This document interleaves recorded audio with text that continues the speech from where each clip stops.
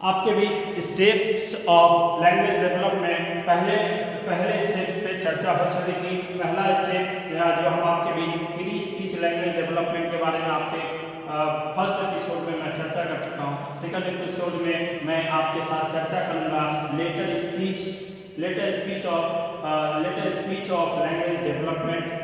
Letter speech language development पर चर्चा करेंगे। इसका हिंदी अनुवाद ये है, पश्चवाक भाषा का विकास।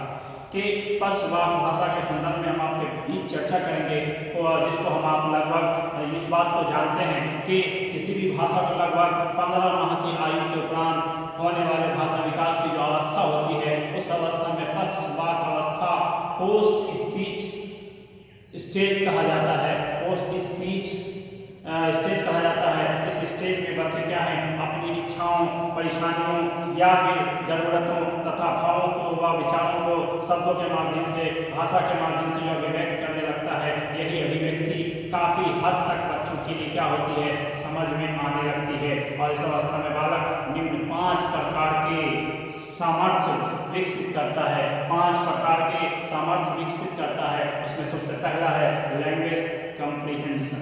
पहला language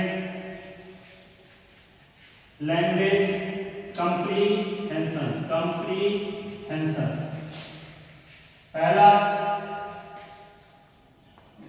speech language later speech language development का सबसे पहला प्रकार है लैंग्वेज कंप्रीहेंशन, जिसको हम आप भाषा अवबोध के नाम से जानते हैं। भाषा अवबोध वो है पश्चवाक भाषा विकास का जो सर्वाधिक महत्वपूर्ण अंग या महत्वपूर्ण सोपान माना जाता है, जो शिशुओं को दूसरे भाषा को समझने में योग्यता पर आधारित करवाता है और विकसित करना होता है। इसलिए इसके अंतर्गत बच्चे जो हैं लैंग्वेज कंप्रीहेंशन भाषा अवबोध की अवधारणाओं को अपनाता है और भाषागत अभिव्यक्ति को समझने के लिए इन सारी अवधारणाओं का प्रयास करता है, जिसके अंदर बच्चा अपने जेस्चर पोस्चर का भी प्रयोग करता है, अपने एक्सप्रेशन का भी यूज करता है, फेशियल एक्सप्रेशन को भी अपनाता है और शब्द वाक्यों को समझने के लिए भी बहुत सारी चीज़ों का प्रयोग करता है। लैंग्वेज कंप्रीहेंशन के अंतर्गत बच्चा जो है वो इस बात की ओर ध्यान केंद्रित करता है कि वो अपने जेस्चर्स का प्रयोग करता है और जेस्चर्स के माध्यम से वो हाव भाव के माध्यम से बच्चा अपने परिजनों तक पहुंचता है। उसी तरह से दूसरा जो मैंने बताया फेशियल एक्सप्रेशन के आधार पे मुखाकृति के अपने चेहरे की घुमाव से भी अपने परिवार के सदस्यगण को अपनी ओर ध्यान आकर्षित करवाता है। तीसरा जो होता है इसके माध्यम से वो क्या करता है, बच्चा अपने आप को सिद्ध करना होता है और भाषा के अवबोध को सोपान के रूप में अपने घर परिवार के जन को अपनी ओर भाषा अवबोध के लैंग्वेज कंप्रीहेंशन के माध्यम से अपनी ओर ध्यान केंद्रित करवाता है। दूसरा होता है जिसको कहते हैं वोकैबुलरी लैंग्वेज। दूसरा वोकैबुलरी लैंग्वेज।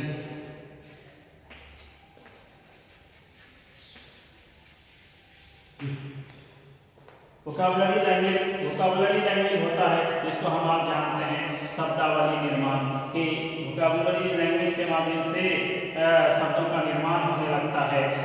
पश्चवाक भाषा विकास का दूसरा सोपान बालक के द्वारा स्वयं ही शब्दावली तैयार करने का निर्माण करना होता है और बच्चा क्या है, धीरे धीरे शब्दावली का निर्माण करने लगता है और इस दौरान बालक शब्दों तथा उनके अर्थ को समझने लगता है और जैसे शब्दों उसके अर्थ को समझने लगता है उसके माध्यम से वो बच्चा क्या है, शब्दों के माध्यम से पहले से कुछ ज़्यादा सीख जाता है और इसके बाद उसका परिवेश प्रमुखता से होने लगता है।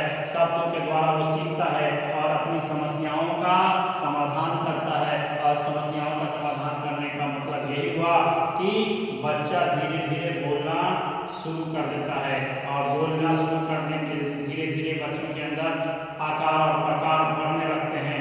बच्चे साधारण औसतन 2-4-5 शब्द से यूज करता है तो 10 शब्द बोलने लगता है, 10 शब्द से 50 शब्द ज़्यादा औसतन ज़्यादा से ज़्यादा शब्दों का प्रयोग करने लगता है। जबकि वर्ष में बालक का शब्दों का भंडार जो होता है 200 से 3 शब्दों का होता है। बालक के स्कूल